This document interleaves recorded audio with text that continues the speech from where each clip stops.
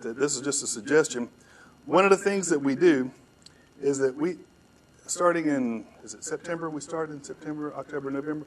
We start telling people we want you to donate to help us feed people at Thanksgiving, and to give them clothes and stuff. For every dollar they donate, we will double it. This past Thanksgiving, we gave away gift cards to the Durham Rescue Mission thrift store to everybody that came through at our Thanksgiving, and also the meals we delivered, equating to $110,000 worth of gift cards. We had raised $71,000 by doing that, and we were able to give that away. To me, that's just a win-win. You know, we're advertising the mission out there. People are coming in, they're checking out the mission. We got most of the money back. We didn't get it all back. But not everybody cashed in the card either. You know, so we didn't lose on that, is what I'm getting to. But it gave our customers an opportunity to donate to us and to be a part of it. So we do that, and we're able to raise a little bit of money that way and to involve the thrift store in the actual work of ministry. I think it helps you to do that. The next thing that we want to talk about, and I'm going to go over my time, I'm sure. How do we make, I already talked about the gift cards. How do you make a thrift store profitable?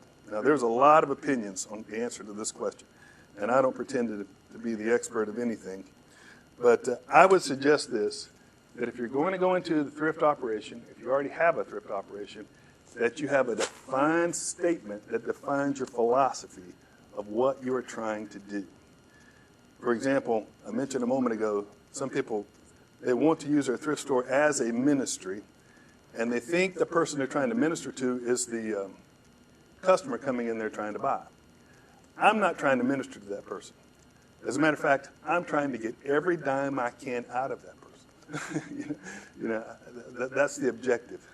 And I get a little peeved and put off sometimes, and I get how many of you get those Google reviews, you know, and people go into Google review and they'll complain about you charging too much, you know. You get this stuff for free. Y'all get that, you know. And usually that guy that's doing that, he's probably a seller. He's trying to get a deal and trying to. Sometimes I'll get on there and I'll say, you know, the Durham Rescue Mission faces inflation too. We didn't create it. You know, you probably need to talk to your politicians about the inflation thing you've got here. And I asked one guy, if someone donated to the Durham Rescue Mission some stock, should we go and sell it for less than it's actually worth because we want to help people? No, we would sell the stock for what it's worth. We just want to sell that clothing or that item for whatever it's worth. So I want to make that clear. The objective is to make money. That's why you're there. I have a philosophy statement, and the social enterprise philosophy statement of the Durham Rescue Mission. In order for clients of the Durham Rescue Mission to learn how to survive in a world of business, the first and overriding purpose of the Durham Rescue Mission social enterprise endeavors is to make a profit. It is not healthy for clients to learn to work without the pressure of a bottom line. Then I list all these verses like Proverbs 14:3, there's profit in all labor, and I won't go through all that. Since the greatest institution of education in America today is American business, the social enterprise operation of the Durham Rescue Mission finds its success in training clients in work habits, organizational skills, time management, critical thinking, communication, listening, integrity, problem solving, and leadership. And this is why we don't sell things cheap. The social enterprise is there to exist to contribute to the overall ministry. The point I'm getting to is if you want to make a profit, you've got to define that and have it communicated to everybody involved. Thrift stores are great, and we do minister, but we're not there to pray for you. We're not there to preach to you. We're there to provide a service and a product to you. I'm going to suggest that if you're going to go into the thrift operation, you also need to go into the landlord business. How many of you know who Ray Kroc is? Ray Kroc, yeah. I worked at McDonald's 40 years ago when I was in high school. And back then they told me he was the founder of McDonald's. He really wasn't. It was two brothers with the last name McDonald who founded it in California. And they tried to make their way in life in Hollywood. They didn't. They opened up a movie theater. It didn't work. They opened up a car hop. You know what a car hop is? It's a restaurant where you usually a little girl will go out there and take your order and come back in and blah, blah, blah, blah. And they complained about, the girl was either talking too much to the flirting and it was always, drama.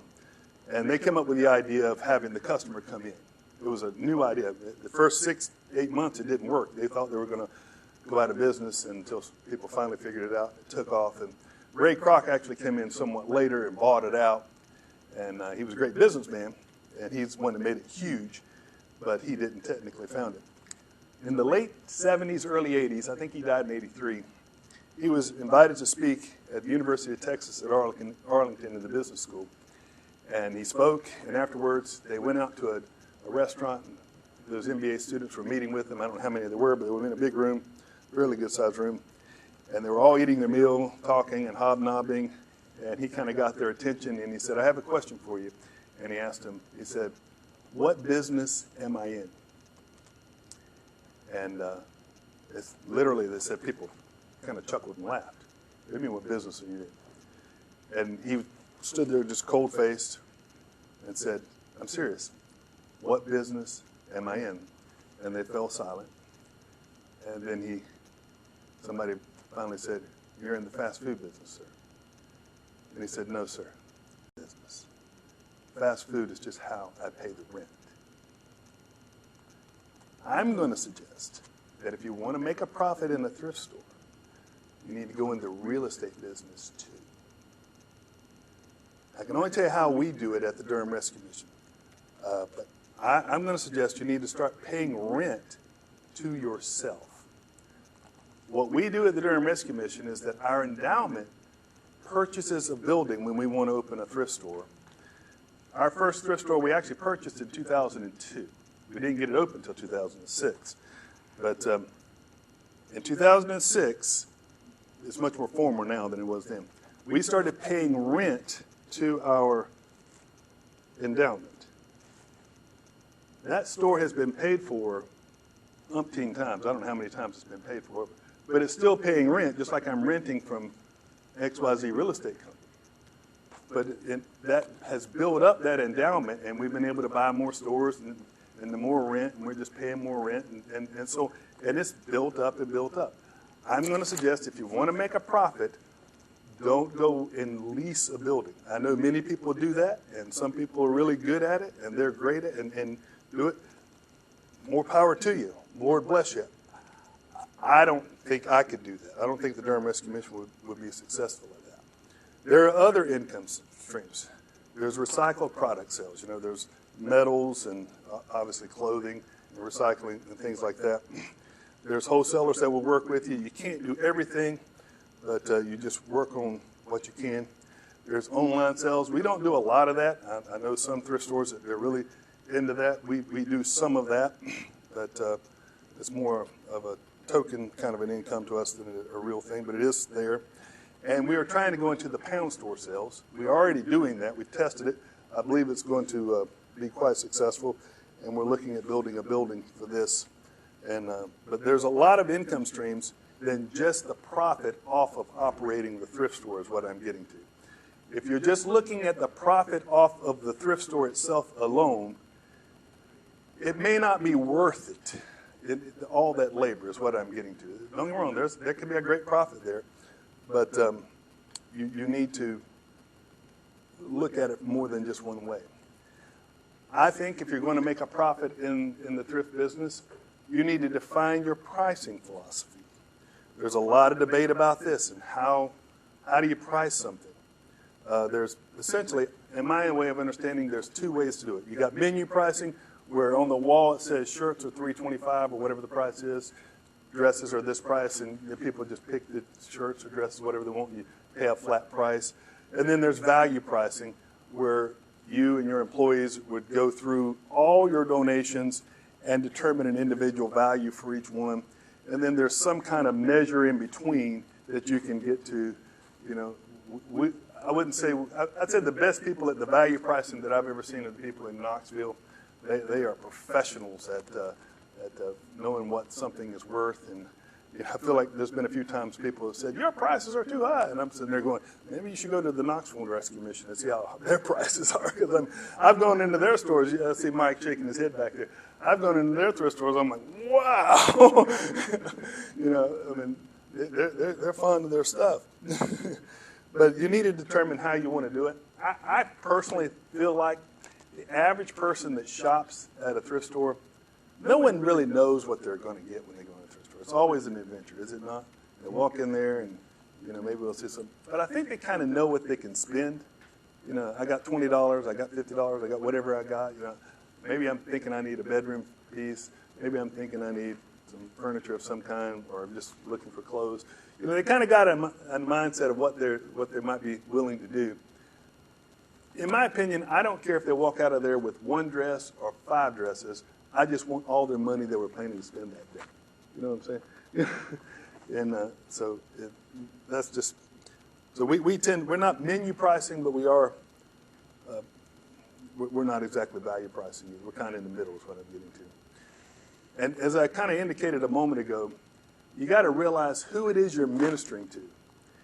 And this is probably the most important thing that I see people going wrong with in opening a thrift store.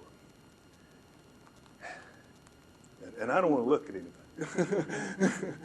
But if you're going to open a thrift store, it probably shouldn't be on something that somebody gave you or something you already have or at the Mission or someplace like that.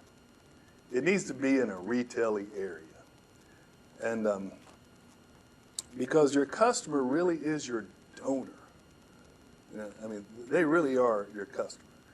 And if your thrift store is in a rough area of town, that nice, sweet lady that drives that nice car, she's probably not going to go in that rough area of town to donate. But if you're in a nice area of town, the people in that rough area of town will come shop you. And they'll come to where you are. I like to say this as well. When you're looking to put in a thrift store, I've got just a few basic things that I look for. These have served me well. I got these from Dr. Gray. You can do with these whatever you want to do. But I want to find a grocery store very nearby. Our second store we opened, again, we didn't do it all right. It was supposed to be a boat dealership. It never got open. It was on a very busy highway. And it was near a shopping center, but it wasn't near enough, in my opinion. But it was probably, 5, 8 years later, a grocery store opened right across the street. A nice grocery store. I don't know if you ever heard of Harris Teeter, but it's a fairly nice grocery store. Harris Teeter opened right across the street. Our sales went up 25%. And our donations went through the roof. And somewhere about that time, we realized that we want to have all of our thrift stores with a drive-through drop-off for donations. We don't want that lady to have to back up. How many of you ever heard of Michael Jordan? There's a Michael Jordan Nissan in Durham, North Carolina, his first non-basketball business, if you will. And the guy that been partnered with him now for 30, 40 years, his name is Ray Versailles. I had lunch with Ray one day, a number of years ago, 5 years ago, and he was showing me around some things he had. He just opened a new body shop, and in the conversation, I asked him, I said, "What about this self-driving car? What's that going to do you? He goes, he said 2 things. One, he said, people our age, because he and him about the same age, he goes, there is no way on God's green earth that you or I are going to go get in a car and close our eyes and let it drive. I'm like, yeah, you're right about that. I'm not going to do that. He said, maybe by the time I retire, my kids will have to worry about that. He said, but I'm not worried about that. And then he said, but 80% of all accidents happen in a parking lot with someone going backwards. And I realized something when he said that. Women hate to back up anywhere, do they not? And it's women who donate. So we made a decision that every one of our stores It's going to be a drive-through drop-off. You know, you never have to back up. They just pull up, our guys come out, they get it, and then they pull off. And our donations skyrocketed because of that. If you can get on their weekly routine, wherever they are, if they're going to the grocery store every week. A school's a good thing to be nearby too, particularly elementary school, but I prefer a grocery store. But if you can be where those ladies are traveling on a regular basis, you will get their donations. They don't donate to you because they love you. They donate to you because they want to get rid of their junk, and you're providing them a service. And if you can make it convenient, they will come to you. And I want to encourage that. And then, let's keep going. I like in front on the road, you can get this from your state, we get it from the state of North Carolina, the car count in front of your road. There needs, whatever place you're putting it, there needs to be at least 20,000 cars a day in front of you, the location you want to be putting. More than 20 is great. You start going less than 20 and you're probably getting into some danger. And you also want, in that target area, a population of at least 20,000 people. You need about that many people to support the donations that you need. These are just simple principles that we've gone by. And when we employ these principles, so far, the stores have been successful. Now, the next question is, how big should a building be? I think 20,000 is about as big as you want to go. I know there's people with bigger ones, and that's great. I think it just gets kind of hard to manage. And I mean, again, if you can manage it, that's great. We, as I said, we use clients and former clients to manage our thrift stores. And when we opened our first thrift store back in 2006, our founder, Ernie Mills, he didn't want to open a thrift store. That's why it took so long from 2002. He had no interest in the thrift store. He had worked at the Winston-Salem Rescue Mission, and he'd come to disdain thrift stores. But Dr. Gray came in, and he helped us, and we made money pretty quick. So then he wanted to open more stores. And then he wanted to open more. We got to our third thrift store, and we had a problem. It's finding a qualified manager that could manage a thrift store, you know. Because it's a pretty skilled guy that can manage the production in the back, manage the retail in the front, and everything in between, or a lady. That's a pretty skilled person that doesn't always check into the rescue mission. We went to a central processing at that point so that the guy in the store, he's not trying to do everything. He's basically a retail guy. And we got one manager handling all the processing in our warehouse. And we've been able to do quite well with that. But the point I'm getting to is that when you get to a 20,000 square foot building and trying to keep up with all that inventory, it's getting pretty large, you know, and sometimes can become overwhelming. And I'm not saying it can't be done, but I'm recommending 20 is getting pretty big. I wouldn't go below 10,000 just because it just can't make enough money to be worth your effort, you know. No magic about these numbers. These are just my opinion. But that's when I'm looking at a building, that's kind of a minimum that I'm looking for. If you take a building and you're going to do the processing at the building, we always kind of set aside about 25 to 33% of that building. This is before we did the warehouse. We would set aside somewhere between 25% to 33% of that building that will be dedicated to the processing of the donation. And then the rest of it will be the retail side. Again, no magic about that number. Others may have different opinions, but that's what we've done in the past. If you take that building, let's say you got a 10,000 square foot, let's say you end up with 10,000 square foot of retail space, and you got, I don't know, a 12,000 square foot building, whatever it is, that gets you, a 13,000 square foot building, that gets you to 10,000 square foot of retail space. And you multiply that by $6 a foot, which that's a very low number. You can expect to gross out of that building about $6,000 a month. So if you got an idea, I'm going to be making $6,000 a month. From there, you can budget, you can plan what you can spend, if you know what I'm saying. If I'm going to make $6,000 a month out of this building, times 12, what's that, $72,000 a year? Which, truthfully, I think you could do that with your eyes closed. if it's in a good location. The point being is that you can plan and budget and scheme and not overspend and not, just have some direction of where you go. Because if you don't know where you're going, then you'll spend a bunch of money on this, on something you don't need, and not spend money on something you do need, and not have your priorities quite right. All right, then I've already talked about the drive-through donations. I got ahead of myself. This is my contact information. Is there any questions? Comments? We're early, by the way.